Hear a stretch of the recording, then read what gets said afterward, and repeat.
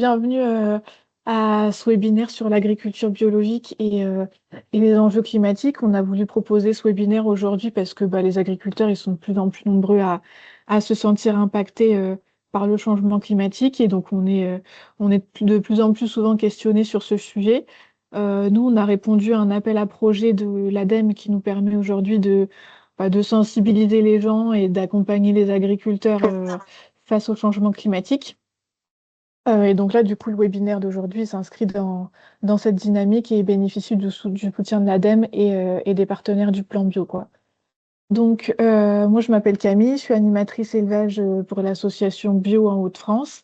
Et aujourd'hui, je suis accompagnée par Vincent Hiver, qui est responsable du service élevage à la Chambre d'agriculture de la Somme et de l'Oise, et par Claire Black, qui est agricultrice et qui est aussi notre référente climat chez Bio en Hauts-de-France. Alors du coup, je vais commencer par vous présenter rapidement l'association Bio en Hauts-de-France. Donc nous, on est une association qui réunit et qui intervient auprès des agriculteurs, des opérateurs économiques et des collectivités. Donc notre rôle, c'est d'assurer la transition agricole et alimentaire dans la région Hauts-de-France. Donc nous, on soutient un projet de développement cohérent, durable et solidaire de la bio pour faire face à plusieurs défis, donc alimentaires, environnementaux, sociaux, économiques dans nos territoires. Et on est membre de la Fédération nationale d'agriculture biologique, qui est la FNAB. Donc en fait, ça nous permet de représenter les agriculteurs bio et de porter la voix des agriculteurs bio à l'échelle nationale. Donc nos principales missions, c'est d'accompagner les agriculteurs, donc dans tout ce qui est installation, conversion.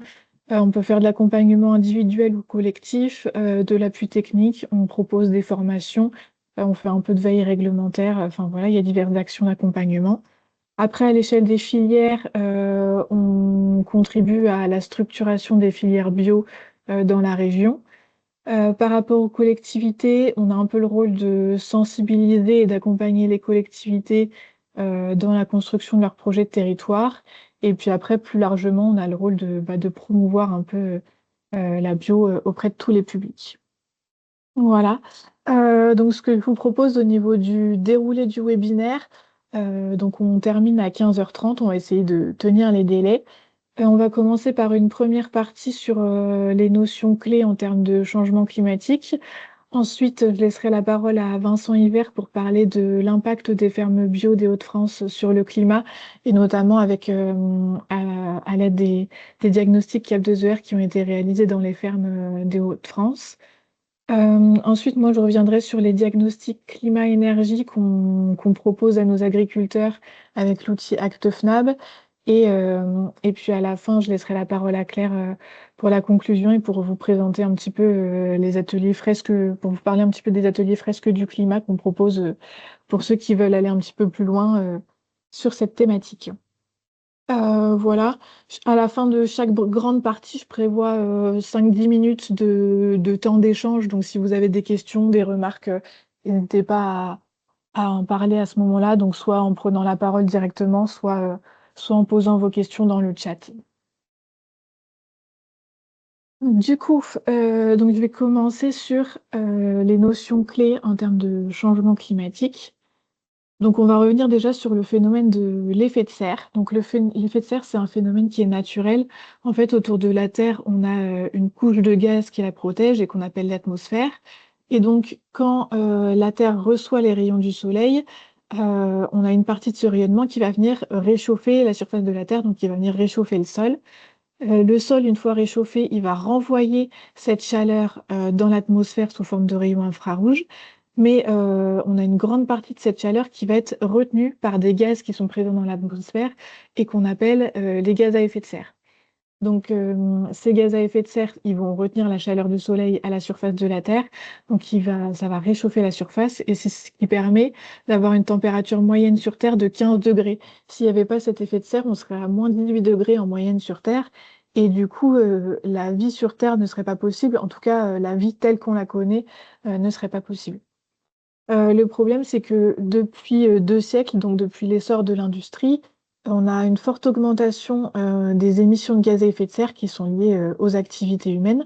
Donc du coup, on a de plus en plus de gaz à effet de serre dans l'atmosphère. Donc on a de plus en plus de chaleur qui va être retenue dans l'atmosphère. Et donc du coup, la température moyenne sur Terre, elle augmente. Et c'est pour ça qu'on parle de changement climatique. Donc, à l'échelle mondiale, on a une hausse de température. En fait, quand on parle de réchauffement climatique, on se base toujours sur une période de référence qui est l'ère pré-industrielle. Donc, c'est les années 1850-1900 à peu près. Et donc, c'est ça qui nous sert de base quand on parle de réchauffement. C'est toujours un réchauffement par rapport à cette ère pré-industrielle. Donc, ce qu'on voit sur le graphique, c'est que en fait, de 1900, enfin, jusqu'en 1920, les températures étaient assez stables. Entre 1920 et 1970, on commence à avoir une hausse de la température moyenne sur Terre. Et de 1970 à aujourd'hui, là, on voit un net réchauffement et une accélération de ces réchauffements. Là, l'année la plus chaude jamais observée, c'était l'année 2024. Et on était à plus 1,5 degré de réchauffement, donc par rapport à l'ère pré-industrielle. Donc là, on a un graphique qui nous montre que si on prend en compte uniquement les phénomènes naturels, la température, elle devrait suivre la courbe verte. Sauf qu'en fait, dans la réalité, la température, elle augmente plus que ça. La température, elle suit la courbe noire.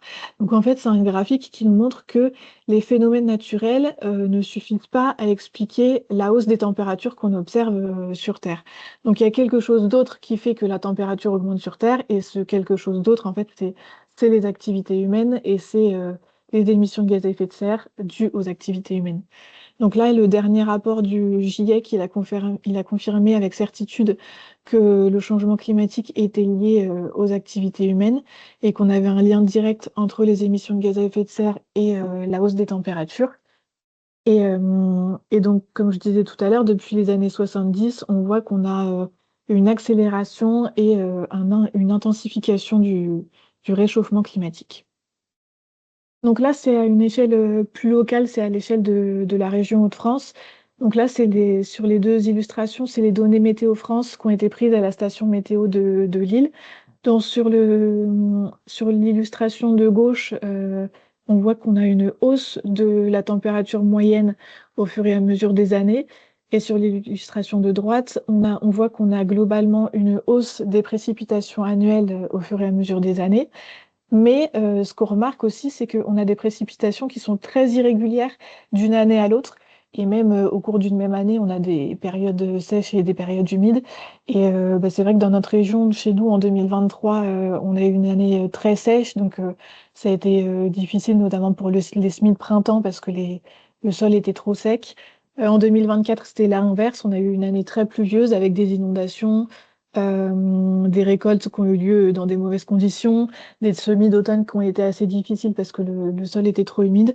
Donc en fait, cette irrégularité des précipitations, elle a pas mal de conséquences, et notamment sur le secteur agricole. Et le changement climatique, il a une autre conséquence aussi, c'est qu'il va venir augmenter la fréquence et l'intensité de ce qu'on appelle les phénomènes climatiques extrêmes. Donc les phénomènes climatiques extrêmes, c'est tout ce qui est vagues de chaleur, sécheresse, fortes précipitations, inondations, orages violents, etc. Et en fait, au fur et à mesure que la température moyenne sur Terre s'élève, tous ces phénomènes, ils sont amplifiés. Et donc, en fait, tout à l'heure, on parlait de 1,55 degré de réchauffement. Ça paraît peut-être pas forcément énorme, mais en fait, chaque degré et même chaque fraction de degré de réchauffement compte, quoi. Et va avoir des conséquences sur le climat. Donc, on a trois grands leviers qui permettent d'atténuer le changement climatique. Le premier, c'est de réduire les émissions de gaz à effet de serre. Le deuxième, c'est de réduire la consommation d'énergie fossile. Et le troisième, c'est de stocker du carbone. Et donc, face à tous ces constats, la France, elle s'est dotée d'une stratégie nationale qu'on appelle la stratégie nationale bas carbone. En fait, ça fait suite à la signature de l'accord de Paris. L'accord de Paris, c'était plusieurs pays qui s'étaient engagés à limiter l'augmentation de la température moyenne à plus de 2 degrés de réchauffement par rapport à l'ère pré-industrielle. Et donc, suite à ça, la France a mis en place une stratégie nationale bas carbone. En fait, c'est un peu la feuille de route de notre pays pour lutter contre le changement climatique. Donc cette stratégie, elle a deux grands objectifs. Le premier, c'est de réduire l'empreinte carbone de la consommation des Français. Et le deuxième objectif, c'est d'atteindre une neutralité carbone à l'horizon 2050. Et du coup, pour ça, il faut réduire les émissions de gaz à effet de serre. Donc, comme tous les secteurs d'activité, le secteur agricole, il doit contribuer à cet effort et il doit réduire ses émissions de gaz à effet de serre. Le secteur agricole, c'est le deuxième secteur le plus émetteur de gaz à effet de serre en France, juste après le secteur du transport. Donc là, on voit sur l'image que l'agriculture, ça représente quand même 20% des émissions de gaz à effet de serre en France, donc c'est pas négligeable.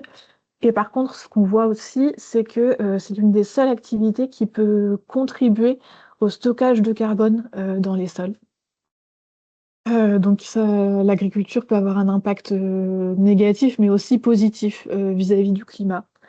Et donc sur la figure de droite, ça représente l'empreinte carbone de l'alimentation des Français.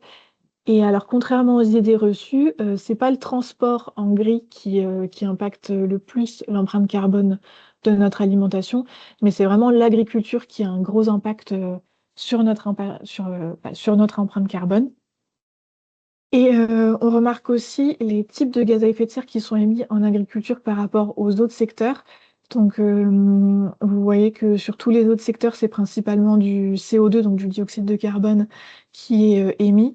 Alors que pour le secteur agricole, on a du CO2, mais on a aussi du méthane, donc le CH4, et du protoxyde d'azote, donc le N2O, qui sont émis. Et je voulais revenir un petit peu sur l'étude de l'ITAB, donc l'Institut de l'agriculture et de l'alimentation biologique, qui est parue en 2024. En fait, c'est une ancienne étude qui a été actualisée récemment, donc en 2024, et qui portait sur les externalités de l'agriculture biologique. Les externalités, c'est un peu les services non marchands qui sont rendus par l'agriculture biologique, c'est-à-dire que l'agriculture, elle rend des services marchands, donc elle produit du lait, de la viande, des céréales, etc. Et à côté de ça, elle rend des services non marchands, donc c'est tout ce qui est entretien des paysages, stockage du carbone, filtration de l'eau, tout ça. Et donc c'est ça qu'on appelle les externalités, quoi. Donc là, c'est une étude qui avait été menée par l'ITAB avec l'appui de l'INRAE. Et donc l'idée, c'était un peu de faire l'état des lieux des connaissances scientifiques sur les externalités de l'agriculture biologique par rapport à l'agriculture non bio. Et donc pour ça, ils se sont intéressés à quatre grands domaines: le sol, la biodiversité, le climat et la santé humaine. Et donc nous, ce qui va nous intéresser aujourd'hui, c'est l'aspect climat. Alors, en agriculture, on a trois principaux gaz à effet de serre qui sont émis. On a le méthane, le protoxyde d'azote et le dioxyde de carbone. Alors, le méthane, il provient principalement de la fermentation entérique des ruminants. Donc, on le retrouve surtout dans les fermes d'élevage de ruminants. Et il provient aussi un petit peu de tout ce qui est gestion des effluents d'élevage, donc le fumier, le lisier. Alors, l'une des caractéristiques de l'agriculture biologique, c'est qu'on a des rations qui sont principalement à base de fourrage grossier, le foin, le rubanage, le pâturage, tout ça. Sauf que les régimes alimentaires qui sont riches en fourrage grossier, ils sont plus émetteurs de méthane. Et à l'inverse, pour des troupeaux qui sont nourris avec une part importante de concentré dans la ration, on va avoir moins d'émissions de méthane parce qu'en fait, les concentrés, c'est plus digeste que les fourrages grossiers. Donc, ça va jouer sur la digestion et sur la fermentation entérique des ruminants. Et donc, c'est ce qui fait que, en agriculture biologique, on a des rations à base de fourrage grossier, et donc du coup, on a un petit peu plus d'émissions de méthane que, en agriculture non biologique, quoi. Donc là, les leviers d'action pour réduire un petit peu ces émissions de méthane, ça peut être par exemple d'améliorer la digestibilité des fourrages en récoltant plus précocement. Ça peut être de composter le tas de fumier, ça peut être de couvrir les cuves à lisier, ou ça peut être par exemple d'avoir recours à la méthanisation pour virer les effluents d'élevage. Après, si on regarde un petit peu le protoxyde d'azote, donc le protoxyde d'azote, le N2O, ça revient principalement des pratiques de fertilisation, donc tout ce qui est épandage d'engrais, soit organique, soit minéral. Les particularités de l'agriculture biologique, c'est qu'on n'utilise pas d'engrais de synthèse, donc on a plutôt recours à des apports organiques. Et puis on a pas mal de légumineuses dans les rotations culturales, donc du coup les légumineuses elles vont apporter de l'azote au sol, donc on n'a pas besoin d'apporter de l'azote extérieur, donc en fait il y a moins d'azote apporté en agriculture biologique qu'en agriculture conventionnelle. Et donc, globalement, les fermes bio, elles émettent un petit peu moins de protoxyde d'azote que les fermes non bio, quoi. Et après, si on s'intéresse au dioxyde de carbone, alors le dioxyde de carbone, il provient principalement de la consommation d'énergie. Alors, il y a l'énergie directe qui est consommée directement sur la ferme, donc c'est tout ce qui est gaz, électricité, carburant, etc. Mais il y a aussi les énergies indirectes qu'il ne faut pas oublier. Donc ça, c'est les énergies qui sont liées à la fabrication et au transport des intrants. Donc quand vous achetez des semences, des engrais, de l'aliment pour le bétail, bah, tout ça, ça a été fabriqué et transporté jusqu'à la ferme. Et donc, tout ça, ça consomme de l'énergie et ça émet du CO2. Donc, tout ça est pris en compte dans le bilan carbone de la ferme. Euh, et donc là, les caractéristiques de l'agriculture biologique, c'est que on a généralement un peu plus de travail du sol un petit peu plus de mécanisation qu'en agriculture non bio. Donc, on consomme un petit peu plus de carburant et d'énergie directe. Et par contre, on a des systèmes qui sont généralement plus autonomes, donc avec moins d'achat d'intrants, pas d'achat d'engrais de synthèse, tout ça. Donc, du coup, on a un petit peu moins de consommation d'énergie indirecte. Et donc, à l'échelle globale, les fermes en agriculture biologique, elles consomment un petit peu moins d'énergie que les fermes non bio. Et donc, elles émettent un petit peu moins de CO2. Et donc, globalement, les émissions de gaz à effet de serre, elles sont réduites en agriculture biologique par rapport à l'agriculture non biologique. Elles sont réduites de 50% en grande culture, parce qu'en grande culture, on émet un peu moins de protoxyde d'azote et de CO2 qu'en agriculture non bio. Et puis, elles sont réduites de 10 à 20% en élevage. En fait, en élevage, on émet du méthane et ça, c'est difficile de réduire ces émissions de méthane-là. Donc, c'est pour ça que y a pas... la réduction est un petit peu plus faible, quoi. Donc là, on a une carte qui représente les stocks de carbone organique des sols. Donc on voit qu'on n'a pas le même stock de carbone partout en France. En fait, le stock de carbone, il va dépendre de plusieurs choses. Il va dépendre du type de sol, du climat et du mode d'occupation du sol, donc soit forêt, prairie, culture. Et donc l'un des enjeux super importants en agriculture, c'est de maintenir les stocks de carbone actuels en limitant le changement d'usage des terres, donc en limitant par exemple le retournement de prairies permanentes. Euh, En agriculture biologique, les élevages ils reposent principalement sur le pâturage et donc c'est un mode de production qui permet de maintenir les prairies permanentes et donc de maintenir les stocks de de carbone sous les prairies permanentes.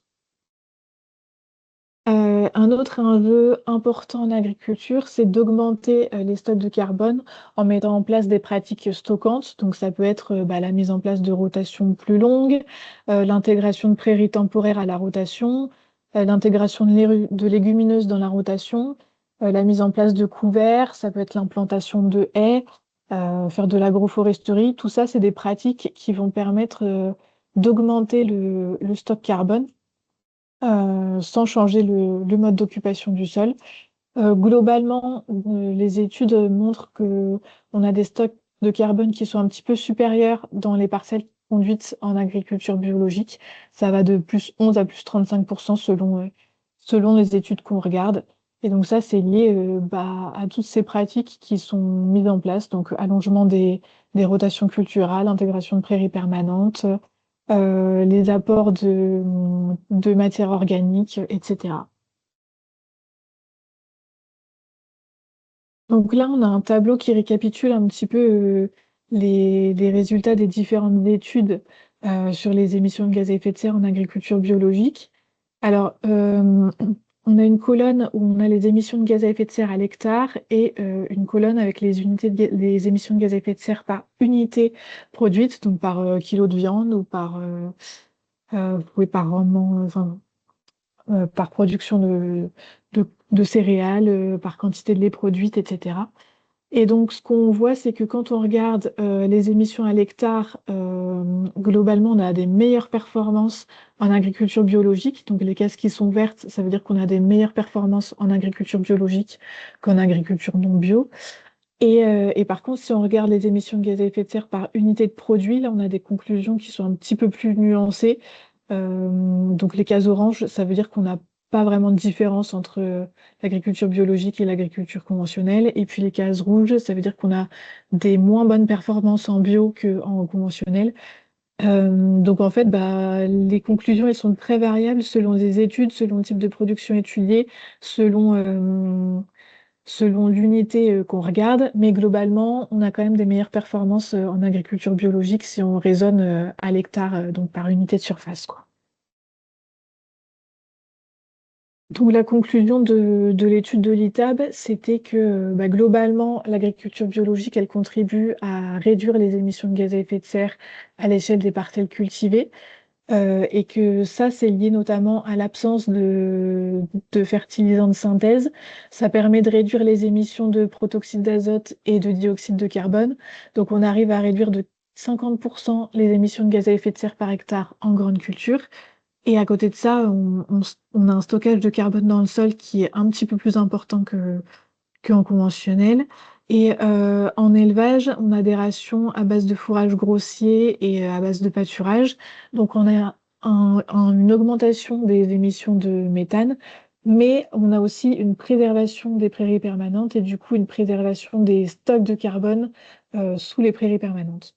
Et donc, globalement, les émissions de gaz à effet de serre par hectare, elles sont plutôt inférieures en agriculture biologique. Et par contre, si on regarde par unité produite, là, les conclusions, elles sont plus nuancées, quoi. Ouais, je vous propose qu'on fasse 5-10 minutes de temps de questions-réponses, si vous avez des remarques par rapport à ce qui vient d'être dit. Et puis après, ben, je laisse la parole à Vincent pour sa présentation.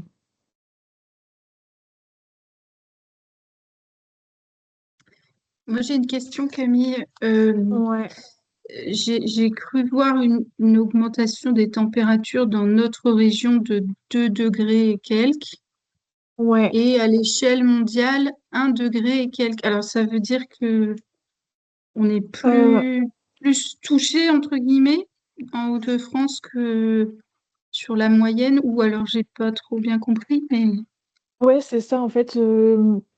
On a eu une augmentation de plus 1,55 degré à l'échelle mondiale, donc enfin vraiment à l'échelle de toute la planète, quoi. Et si on regarde plus précisément chez nous, on est à plus de 2,3 ouais, degrés, donc le réchauffement est plus marqué par chez nous que à l'échelle planétaire, quoi. ouais, J'ai une ok. réponse, si vous voulez. J'ai une réponse, c'est que Ouais, je au-dessus de dis. l'océan, il y a moins de, l'océan absorbe beaucoup de chaleur, donc les Ouais, températures autour de l'océan c'est plus absorbé, donc tout ce qui est surface océanique, c'est-à-dire 70% de la planète, est moins impacté par le changement climatique, et tout ce qui est au-dessus des terres, par contre, il y a de la réverbération et ça chauffe beaucoup plus vite aussi. Et en plus, le pourtour méditerranéen, avec toute la Méditerranée qui fait une sorte de cocotte minute, c'est une mer pas assez profonde qui accumule énormément de chaleur, et tout le pourtour méditerranéen est très impacté. Et donc nous, on n'est pas tout à fait au pourtour du Méditerranéen, on est 600-700 km au-dessus, mais il y a de l'impact quand même.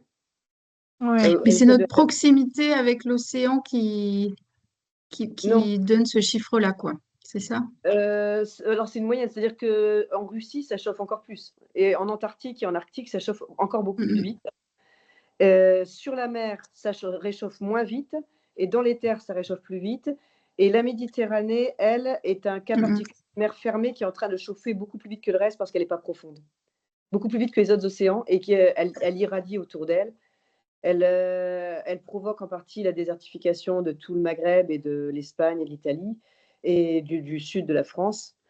Et nous, par contre-coup, ça gagne, quoi. Ça gagne Oui, oui. moins que le Maghreb, mais ça gagne quand même. Mm. Merci. Merci. Je ne sais pas s'il y a d'autres questions, d'autres remarques. N'hésitez pas à prendre la parole.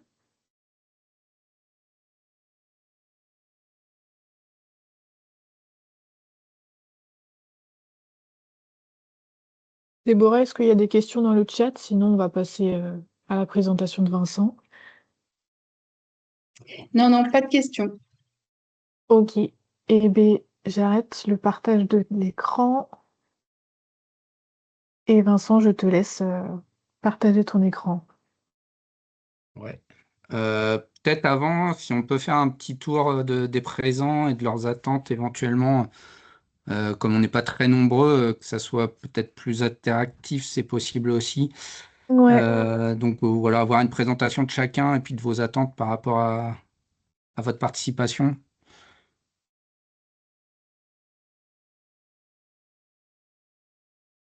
Non, bah, je commence puisque j'ai parlé tout à l'heure.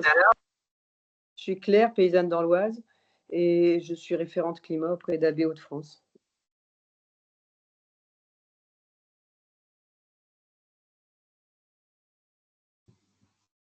Moi, c'est Louise, je ne sais pas si vous m'entendez. Oui. Oui. Oui, oui. Donc, je suis encadrante technique donc en maraîchage à côté de Douai, à la ferme des Vanneaux. Et là, je faisais surtout ma curieuse pour une prise de connaissance de tout ça. Donc, c'est très bien pour moi. Voilà.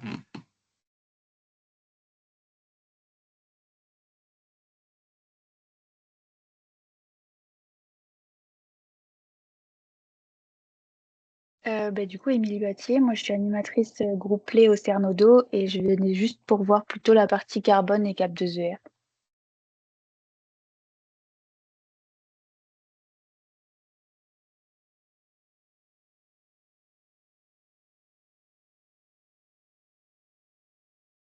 Déborah Decailleux, moi je travaille à Bio Hauts-de-France avec Camille. Je suis là pour lui donner un petit coup de main et puis parce que le sujet m'intéresse et aussi agricultrice dans l'Oise, nord de l'Oise. Voilà.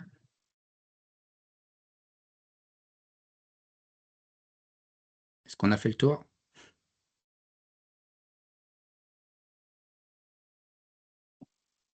Visiblement, on a fait le tour.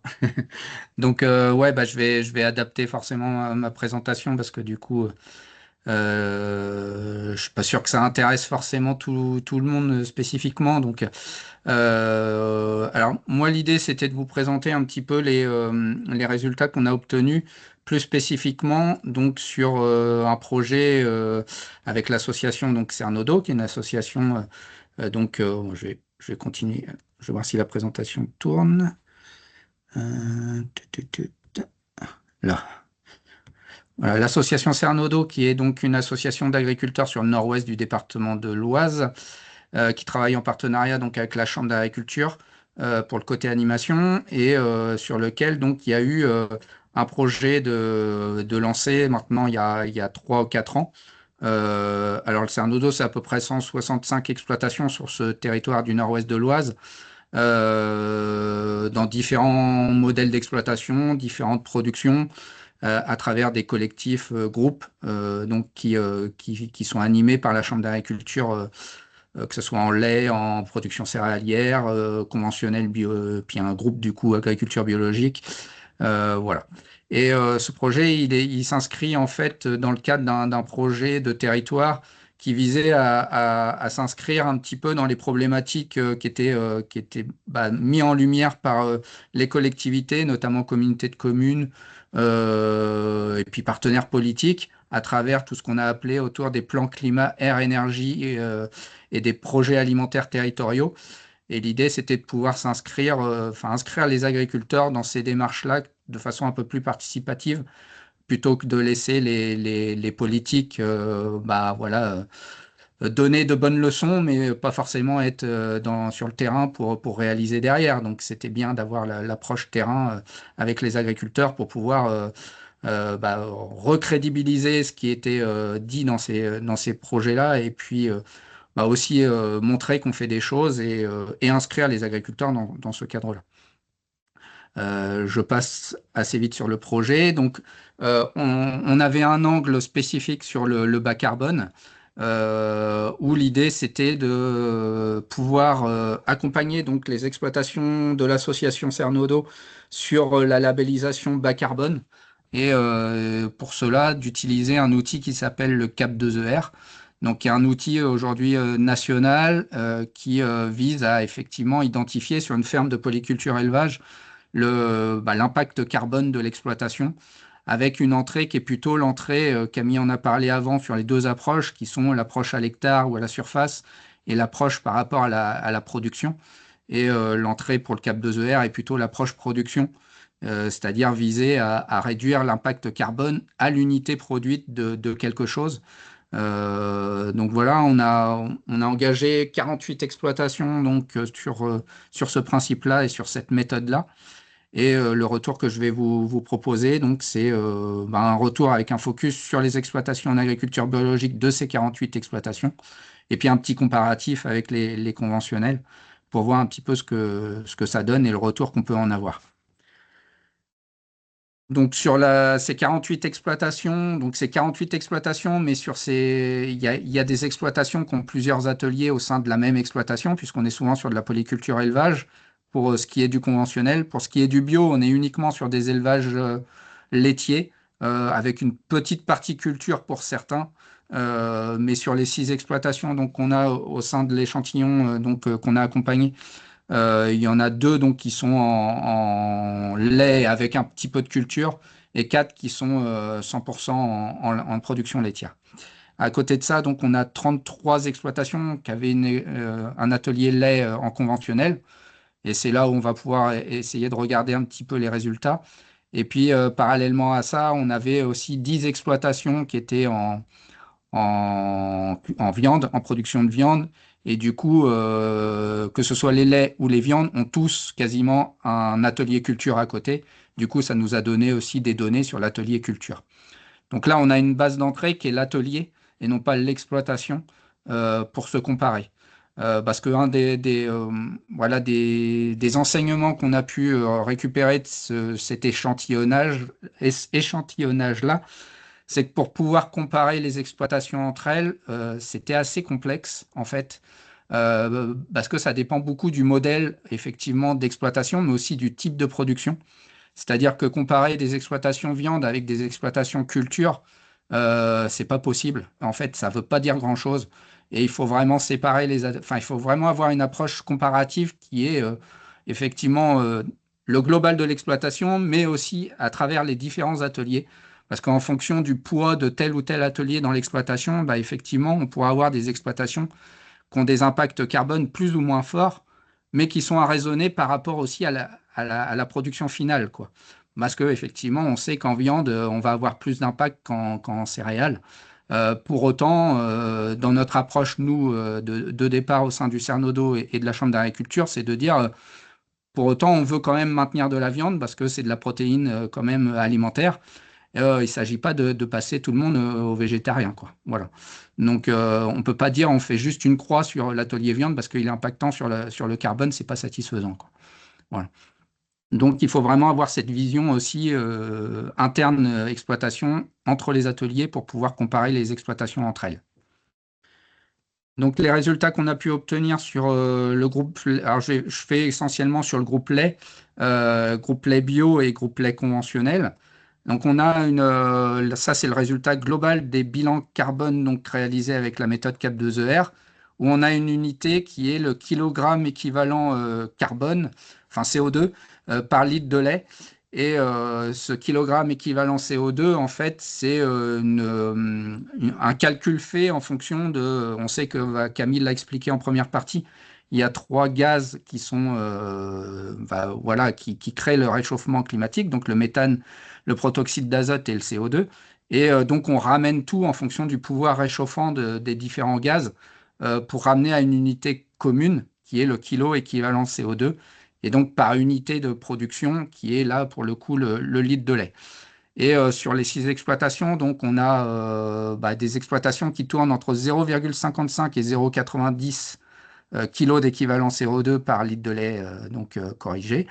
Et donc, on voit déjà qu'il y a des différences. Et je vais vous montrer du coup le résultat qu'on peut avoir avec l'ensemble des exploitations en agriculture conventionnelle.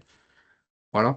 Donc, sur les exploitations en agriculture conventionnelle, on est plutôt, en gros, le dernier tiers des agribio, c'est les meilleurs en conventionnel. Donc, effectivement, on voit bien qu'il y a, comme le disait Camille aussi, quand on ramène à la production, c'est plus nuancé en termes de différence entre le conventionnel et le bio. Malgré tout, on voit bien que le bio reste plus intéressant d'un point de vue impact carbone, empreinte carbone, que le conventionnel. Et là, ça le montre bien, quoi.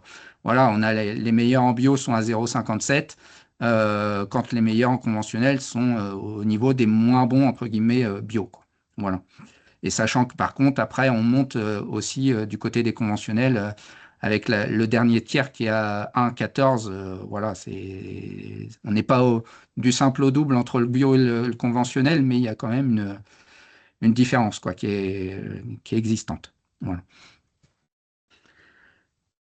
Alors, l'échantillon est plus petit aussi, hein, mais globalement, ça c'est les résultats qu'on a sur uniquement, nous, l'expérience des 48 exploitations sur le nord-ouest de l'Oise, mais globalement, on a aussi des références au niveau région Hauts-de-France, et sur les références région Hauts-de-France, on se situe à peu près dans ces eaux-là, quoi.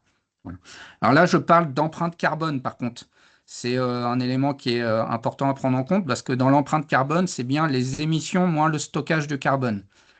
Et on va le voir juste après, mais les exploitations bio peuvent être plus impactantes en termes d'émissions, mais comme il y a un stockage qui est très fort, notamment par la présence des prairies, des haies aussi qui sont souvent associées aux prairies, et ben, au final, l'empreinte est positive. Mais par contre, si on parle que d'émissions ramenées à l'unité produite, effectivement, il peut y avoir des émissions en bio qui sont beaucoup plus nuancées par rapport à du conventionnel à comparer, quoi. Donc, les différents postes d'émission en lait, effectivement, il y a l'aspect méthane avec les vaches, le poste alimentation, le poste effluent d'élevage, le poste surface à travers la fertilisation azotée et les engrais, et le poste énergie électricité.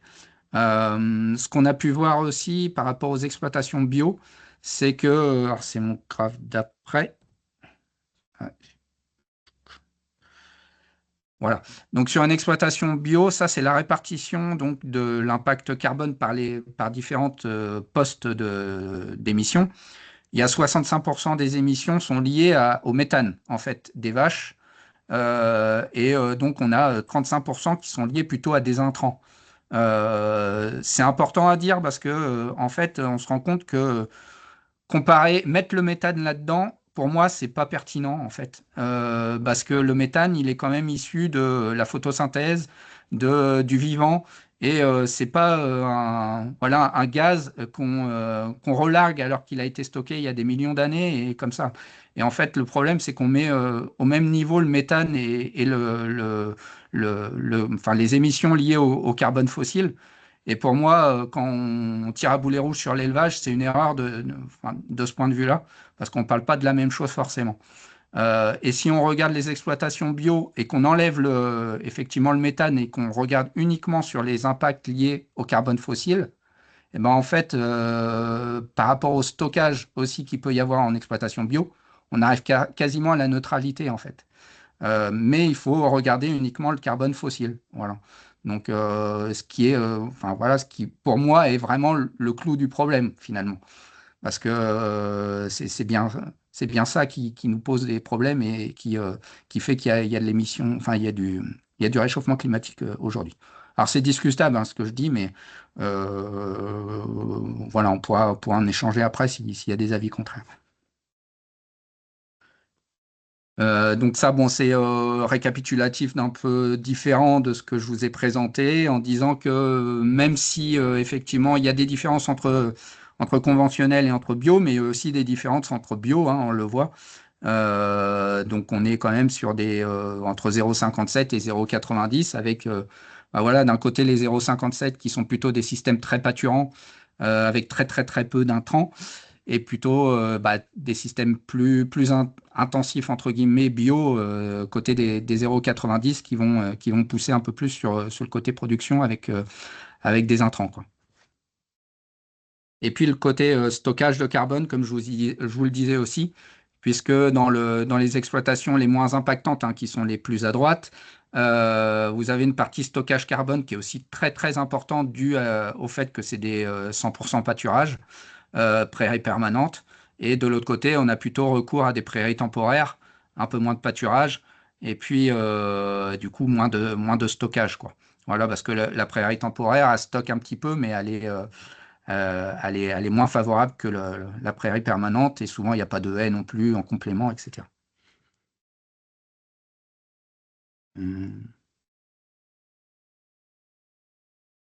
Mon écran a bougé tout seul.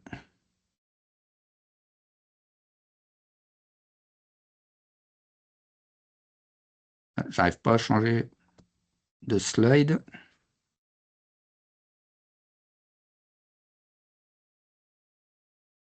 Oh, je suis bloqué.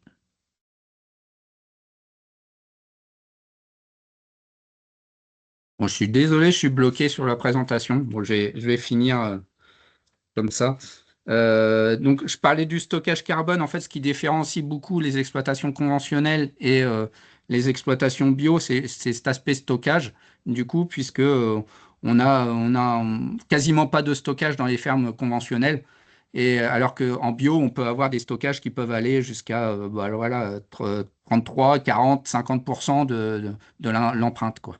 Donc, c'est quelque chose qui est important. Euh, voilà, qu'est-ce que je peux vous dire d'autre? Après, bon, ma présentation étant bloquée, je ne peux pas continuer, mais je vais certainement terminer comme ça, c'est en se disant, avec la méthode CAP2ER, quand on compare les choses, il faut vraiment être vigilant sur qu'est-ce qu'on compare enfin, qu'est-ce qu'on compare. C'est-à-dire qu'il faut effectivement regarder sur une exploitation, s'il y a plusieurs ateliers, il faut regarder par atelier et non pas regarder globalement à l'exploitation, parce que effectivement une exploitation céréalière sera moins impactante au sens strict qu'une exploitation laitière, qui sera elle-même moins impactante qu'une exploitation de production de viande. Voilà, qui sont les trois exploitations type un petit peu du territoire. Et puis après, dans un second temps, effectivement, on a le bio qui est plus favorable par rapport au conventionnel. Et cet aspect-là, il est encore plus important en grande culture. Voilà. Parce qu'il n'y a pas les fermentations entériques, quoi. Voilà. Et ben voilà, j'en ai terminé. Et puis comme ma présentation ne veut plus marcher, de toute façon, s'il y a des questions.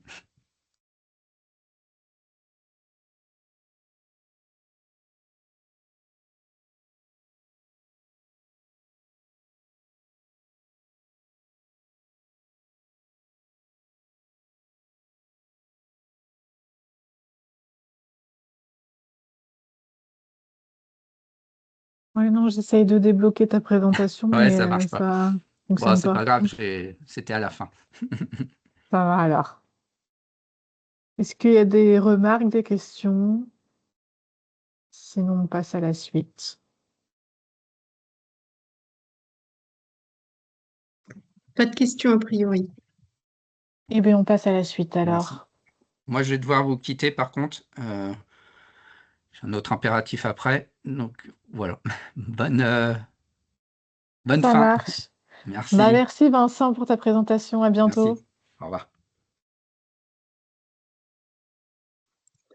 On a également Antoine qui doit nous quitter. Voilà. Ok, ça marche, pas de souci. Et je vous repartage mon écran et on a terminé la présentation.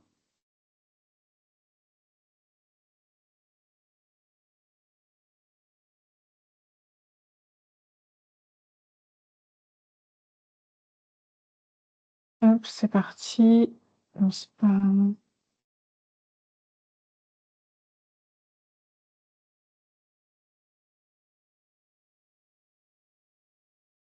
C'est bon.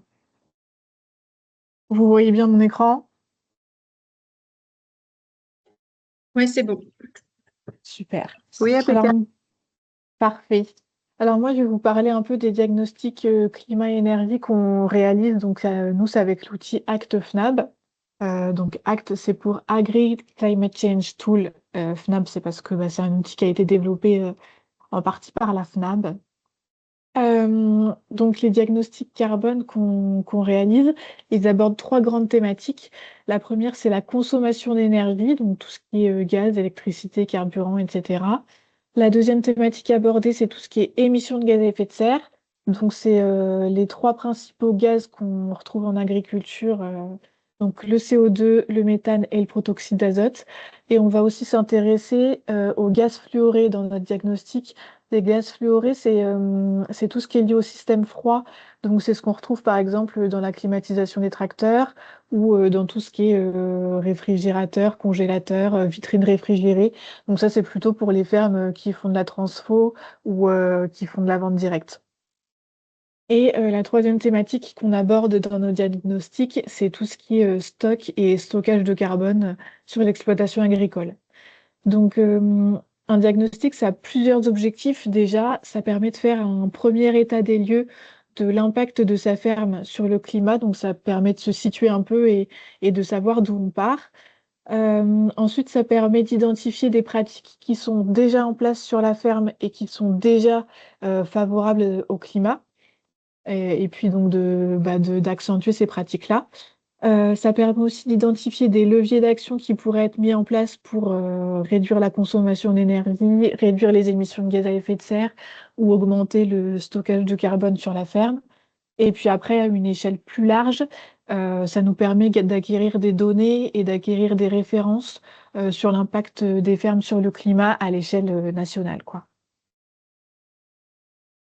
Donc, nous, on utilise l'outil Act FNAB. C'est un outil qui va évaluer les performances climat et énergie des fermes. Il a été développé par Solagro et par la FNAB, donc la Fédération nationale d'agriculture biologique. Et donc, il va nous permettre d'évaluer les émissions de gaz à effet de serre, la consommation d'énergie et le stockage de carbone. Donc, les avantages de cet outil, c'est que c'est un outil qui est assez récent, donc il se base sur des références scientifiques récentes. Il est adapté à toutes les filières, aussi bien grande culture que maraîchage, que élevage, etc. Et puis, on peut l'utiliser aussi bien en bio qu'en conventionnel. Donc, il s'adapte vraiment à toutes les fermes, tout système de production. Et c'est un outil qui prend en compte la ferme dans sa globalité. On ne s'intéresse pas à un atelier de la ferme, mais vraiment à la ferme dans son entièreté. Donc, on regarde tout, enfin, les cultures, le troupeau, le matériel, les intrants. C'est assez complet comme diagnostic. Donc, aujourd'hui, il y a quelques diagnostics qui ont été réalisés en France. Alors, il n'y en a pas beaucoup, donc là, je vais vous présenter des premiers résultats. C'est pas encore. Enfin, aujourd'hui, la taille de l'échantillon, elle est trop petite pour pouvoir en tirer des conclusions. Ouais, on n'a pas assez de fermes qui ont été diagnostiquées en France pour avoir des résultats vraiment fiables et vraiment représentatifs des fermes en France. Donc là, c'est juste des premiers résultats. Ça donne une idée des résultats qui sont ressortis, mais après, on peut pas en tirer des conclusions tout de suite. C'est encore un petit peu trop tôt. Donc, nous, on a réalisé des diagnostics. Alors, il y a quatre grandes catégories de production, bovin viande, bovin lait, grande culture et maraîchage. Donc, nous, les fermes sur lesquelles on a réalisé des diagnostics, elles étaient autour de 80 hectares de SAU pour l'élevage bovin lait et pour les grandes cultures. Elles étaient autour de 160 hectares de SAU pour les élevages de bovins viande. Et puis, maraîchage, on était sur des plus petites, sur des plus petites surfaces. Après, en termes de nombre d'UGB, on était autour de 140 UGB pour les élevages de bovins viande qui ont été diagnostiqués et autour de 60 UGB pour les élevages de bovins lait qui ont été diagnostiqués. Alors, on a regardé dans un premier temps leur consommation d'énergie. Alors là, la consommation d'énergie, elle est en équivalent fuel par hectare. Donc, c'est pour ça qu'en maraîchage, on voit qu'il y a une forte consommation d'énergie. Parce que si on rapporte ça à l'hectare, ça fait une consommation Camille, d'énergie. Oui. excuse-moi, mais je crois que les slides ne bougent pas pour nous. Ah. Je suis bloquée aussi.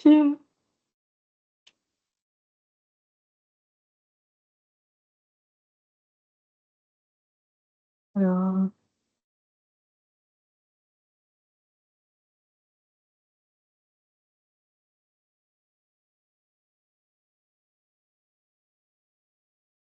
je regarde sur Teams.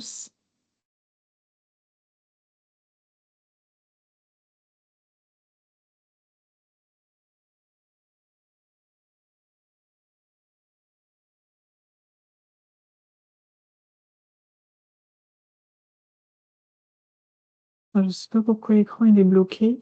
Essaye d'arrêter le partage et de recommencer. Alors, si j'arrête le partage et que je le relance ici. Là, vous voyez les graphiques. Alors là, pour l'instant, on ne voit pas de partage. On voit ta tête là. Ah, ok. Il est très joli, mais c'est les slides qui nous intéressent. Ouais. Alors.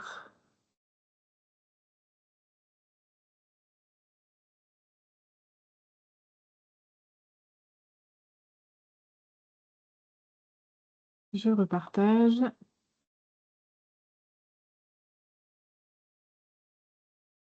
Est-ce que c'est mieux? Bah, on a l'impact de la baie sur Oui. le climat. Essaye Ouais. un peu de baisser pour voir. Ok. Et si je fais passer les diapos, Oui, ça ça fonctionne. fonctionne? Ah, Impeccable. parfait. Donc, du coup, là, on regardait la consommation moyenne d'énergie, donc qui est exprimée en équivalent litres de fuel par hectare. Donc globalement, on est autour de 500 équivalents fuel par hectare d'énergie consommée sur les fermes, aussi bien en élevage qu'en grande culture. En maraîchage, on a une consommation beaucoup plus importante d'énergie si on rapporte ça à l'hectare, parce que c'est des systèmes où il peut y avoir du chauffage dans les serres, il peut y avoir de l'irrigation qui fonctionne avec des pompes, etc. Il peut y avoir plus d'achats d'intrants. Donc ça explique un petit peu que cette consommation importante d'énergie en maraîchage. Et donc après, sur l'illustration de droite, on a la part des énergies directes en bleu. Donc les énergies directes, c'est tout ce qui est consommé directement sur la ferme, donc le gaz, l'électricité, le carburant.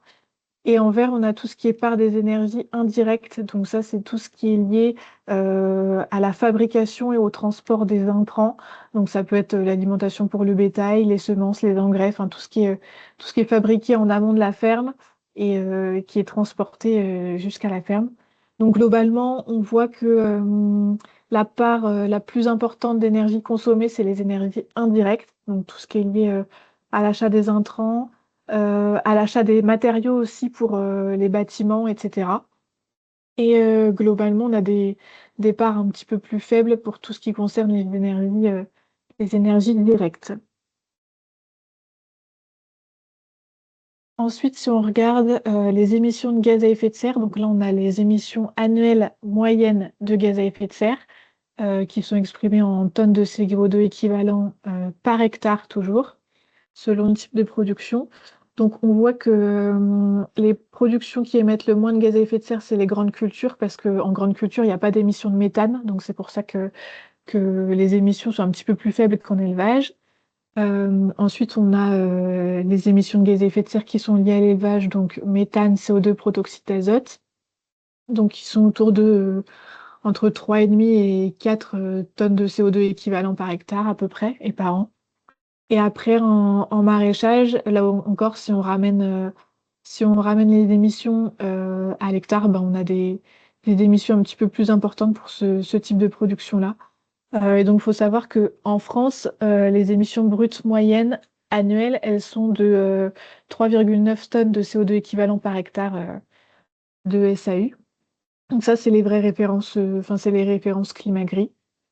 Et après, on a un graphique qui nous montre un petit peu tout ce qui est stock de carbone moyen de l'exploitation agricole, donc exprimé en tonnes de CO2 équivalent. On voit que là, on a un stockage de carbone important, c'est plutôt sur tout ce qui est élevage, parce que comme on a pas mal de pâturage, ben, on a un maintien des prairies permanentes et du coup, on a un maintien du stock de carbone sous ces prairies permanentes. Et puis là où on a le moins de stock de carbone, c'est en maraîchage, mais c'est logique parce que comme c'est des plus petites superficies, bah forcément, il y a moins, c'est des plus petites fermes, donc il y a moins de stock de carbone. Et Et oui, ce que je voulais préciser aussi, c'est que en agriculture biologique, il y a plein de pratiques agricoles qui permettent de renforcer le stock de carbone sur la ferme. Donc ça peut être par exemple bah, le fait de faire pâturer les animaux plutôt que faire de la fauche, faire du semi-direct, mettre en place des cultures intermédiaires ou des prairies permanentes dans la rotation culturale, allonger la durée des prairies permanentes qui sont en place, euh, apporter de la matière organique, enfin faire de la fertilisation organique plutôt que minérale, implanter des haies, tout ça, c'est plein de petites pratiques qui vont permettre d'augmenter les stocks de carbone sur la ferme. Et donc, je voulais vous présenter le cas d'une ferme des Hauts-de-France qui a été diagnostiquée cette année. Donc, en fait, c'est un diagnostic qu'on a fait sur une ferme de bovins viande située dans les Hauts-de-France. Donc, il y avait 64 hectares de SAU, une personne à temps plein sur la ferme, un troupeau de vaches allaitantes de 41 UGB. Au niveau de la commercialisation, il y avait une partie qui était vendue en circuit long et une autre partie qui était vendue en circuit court. Et c'était une ferme qui était certifiée agriculture biologique. Donc, au niveau des surfaces de l'exploitation, on voit qu'on a donc, plus de 48 hectares qui étaient en prairie permanente. Donc, on a une ferme avec une part très importante de son assolement en prairie permanente. On avait aussi une douzaine d'hectares en céréales, 3 hectares de trèfle, et puis après, il y avait un petit atelier maraîchage et culture de petits fruits. Donc, il y avait une petite surface qui était destinée à ça. Alors, on a regardé la consommation d'énergie sur cette ferme-là. Donc, ce qu'on a remarqué, c'était que l'exploitation, elle consommait majoritairement des énergies indirectes, donc tout ce qui est lié aux intrants, au matériel et aux bâtiments, et aussi un petit peu d'énergie directe, donc carburant, fuel, électricité, gaz, tout ça. Euh, Au niveau des principaux postes de consommation d'énergie sur la ferme, le principal poste de consommation d'énergie, c'était tout ce qui est bâtiments et infrastructures, parce que dans nos diagnostics, on prend en compte les matériaux, enfin la superficie des bâtiments et les matériaux avec lesquels sont construits les bâtiments. Donc on prend en compte si c'est une structure acier ou si c'est une structure bois, si c'est un sol nu ou si c'est un sol en béton, enfin voilà. Et donc tout ça, ça va jouer sur le bilan carbone global de la ferme. Donc là, on voit qu'on a une grande partie de la consommation d'énergie qui était liée justement aux matériaux des bâtiments et des infrastructures. Une partie importante aussi qui était liée au carburant agricole, parce que ben, c'est une ferme bio, donc il y a pas mal de travail du sol, et donc pas mal de passages de tracteurs, donc forcément de la consommation de carburant. Et puis après, on avait aussi en plus faible proportion l'électricité, la consommation d'énergie liée au matériel agricole, et puis les autres postes de consommation énergie. Alors dans les autres postes, c'était l'achat des semences, l'achat d'aliments pour le bétail, et puis l'achat des emballages parce qu'il faut un petit peu de vente directe. Donc là, sur cette ferme-là, on avait une consommation annuelle d'énergie primaire de 200 équivalents litres de fuel par hectare. Et donc, si on compare aux références françaises, en France, la consommation d'énergie non renouvelable moyenne, elle est de 500 équivalents litres de fuel par hectare de SAU. Donc là, on était sur une ferme assez économe en énergie par rapport à la moyenne nationale. Et puis à côté de ça, on a regardé aussi tout ce qui était production d'énergie renouvelable, parce qu'ils avaient quelques panneaux photovoltaïques et ils utilisaient aussi du bois de chauffage, donc du bois qui est récupéré sur la ferme. Donc on a essayé d'estimer un petit peu cette production d'énergie renouvelable. Après, en termes d'émissions de gaz à effet de serre, donc ça, c'est les principaux, enfin, c'est les principaux gaz à effet de serre qui sont émis par la ferme. Donc on a la grande majorité des gaz à effet de serre émis qui sont du méthane, ce qui est logique parce que c'est une ferme d'élevage et ça c'est un peu le profil type qu'on retrouve sur les fermes d'élevage, c'est que la majorité des émissions de gaz à effet de serre c'est du méthane. Et puis après à côté de ça on a un petit peu d'émissions de CO2 et un petit peu d'émissions de protoxyde d'azote liées à la fertilisation. Donc là, les émissions de gaz à effet de serre sur l'exploitation agricole, elles ont été évaluées à 3 tonnes de CO2 équivalent par hectare. Et si on compare à la moyenne nationale, elle est de 3,9 tonnes de CO2 équivalent à l'hectare. Donc là aussi, on est un petit peu, on était un petit peu meilleur que la moyenne nationale, quoi. Donc là, on a les principaux postes d'émissions de gaz à effet de serre sur la ferme. Donc sans surprise, comme c'est une ferme de bovins allaitants, le principal poste d'émissions de gaz à effet de serre, c'est la fermentation entérique qui émet du méthane. On avait aussi un petit peu de gaz à effet de serre émis à cause de la consommation d'énergie, à cause de la fabrication et du transport des intrants. On a des gaz à effet de serre qui proviennent des déjections animales et des sols agricoles.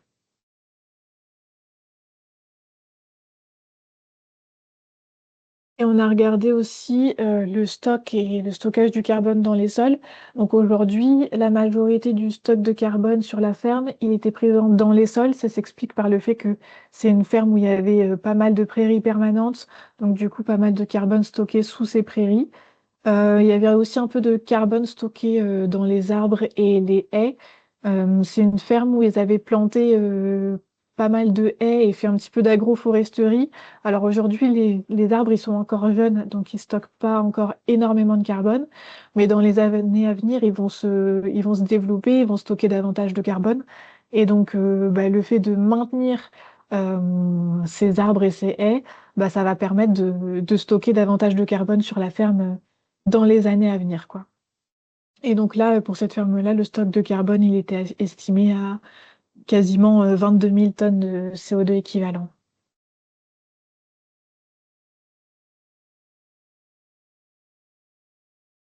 Voilà, et donc pour ceux qui voudraient aller un petit peu plus loin, nous, dans le cadre de l'appel à projet de l'ADEME, on propose plusieurs actions par rapport à la thématique climat. Donc, on propose de faire des diagnostics, comme je viens de vous présenter, les diagnostics ActeFNAB pour les agriculteurs qui sont intéressés. Et puis, on peut aussi les accompagner dans la mise en place d'un plan d'action.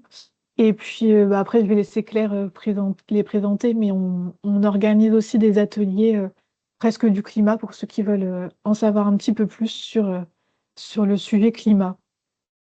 Et puis du coup, Claire, je vais peut-être te laisser la parole pour expliquer un petit peu ton rôle de référente climat chez Bio Hauts-de-France, en quoi le sujet climat est un sujet qui te tient à cœur, et puis présenter un petit peu les ateliers fresques du climat que tu animes. Merci Camille. Oui, alors de toute façon, là, je crois qu'on est entre convaincus. Hein, c'est pas la peine d'insister sur le fait que c'est important. Désolée, j'ai changé de place parce que j'ai dû aller me mettre en charge. J'organise des fresques du climat, c'est-à-dire j'ai fait une formation financée, merci par vous tous, hein, par la Bio de France, de fresqueuses. Il s'agit d'organiser des animations. Ça peut être aussi bien pour des écoles ou pour tout ça, et aussi pour des associations comme Bio de France.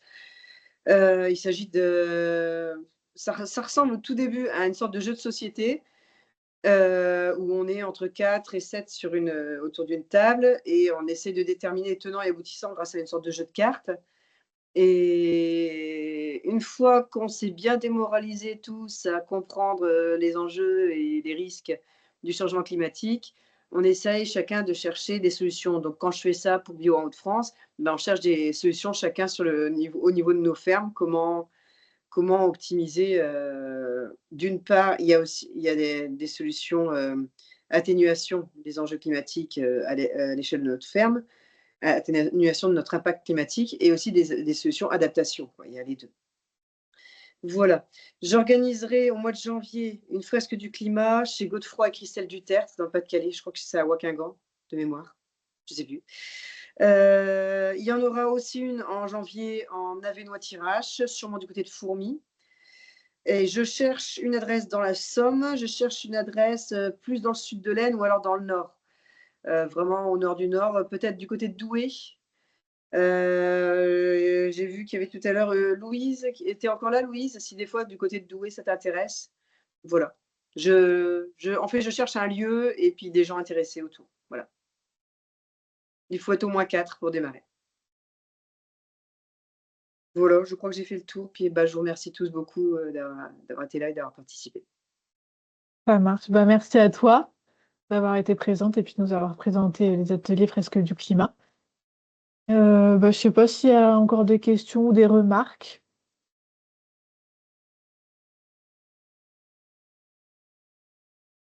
Non, c'était très intéressant. J'ai appris plein de choses, plein de chiffres qu'on n'a pas forcément en tête. Donc, merci. Bah, merci.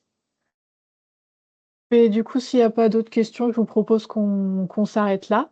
Bah, merci d'avoir participé et puis je vous enverrai la présentation par mail pour ceux que ça intéresse. Et puis de toute façon, le webinaire sera disponible en replay pour ceux qui Et l'auraient manqué. juste une toute petite question plus bio en Hauts-de-France, mais l'idée là, c'était de sensibiliser ou plutôt de recruter d'autres personnes peut-être pour faire partie de la démarche. C'était quoi l'objectif premier du webinaire du coup? Bah là, l'idée, c'était de sensibiliser un peu aux questions, aux Oui, enjeux climatiques, et puis après, bah, présenter un petit peu ce qu'on fait en termes de diagnostic climat et de fresque du climat pour, oui. pour Bon. recruter des gens qui pourraient être intéressés, quoi. Et ce diagnostic, comment ça se passe concrètement? L'agriculteur, le paysan, il a quelque chose à financer ou pas du tout? Comment c'est pris en charge? Alors, c'est pris en charge, il me semble que c'est pris en charge à 90% par l'ADEME, et donc il doit rester, il me semble que D'accord. en termes de montant, il doit rester 250 € de reste à charge pour l'agriculteur. Après, ça dépend des zones, parce que par exemple, dans les zones où les agriculteurs enfin, sont impliqués dans le programme de maintien de l'agriculture en zone humide, dans ces zones-là, il y a l'agence de l'eau qui prend en compte, enfin, qui prend en charge une partie aussi. Donc, du coup, il n'y a plus aucun reste à charge pour l'agriculteur. C'est gratuit Oui, pour d'accord. l'agriculteur. Et ça dépend un peu des Ok, zones, quoi. Et d'accord. du coup, oui, Merci. concrètement, c'est un diagnostic. Donc, je passe une demi-journée avec l'agriculteur pour qu'on reprenne un petit peu toute sa façon de fonctionner sur la ferme, pour remplir le diagnostic ensemble. Ensuite, moi, je le retravaille un petit peu au bureau et puis je viens lui restituer ses résultats un petit peu plus tard. Donc, c'est les résultats que je vous ai présentés là avec les Mhm. graphiques et puis une proposition de plan d'action. Enfin, là, le plan d'action, on y réfléchit plutôt ensemble. Et voilà. Donc, c'est réalisé sur une année. Enfin, on fait une photographie à un instant T. Il n'y a pas Ouais, de c'est ça. suivi dans le temps ou de moyenne. On prend. Non, on fait, Ok. on prend les données sur une année et puis à moins qu'ils décident de changer toutes ces pratiques agricoles du jour au lendemain, dans ce cas-là, bah, ça peut être bien de faire un Mhm. diagnostic avant le changement des pratiques et puis un diagnostic 2, 3 ans après pour voir ce que ça a changé, quoi. Mais voilà, sinon oui, c'est un diagnostic sur un an, quoi. Ok, très bien. Merci. Merci beaucoup, Camille. Bah merci à toi Au revoir. et ben, bon Merci à après-midi. vous. Au revoir.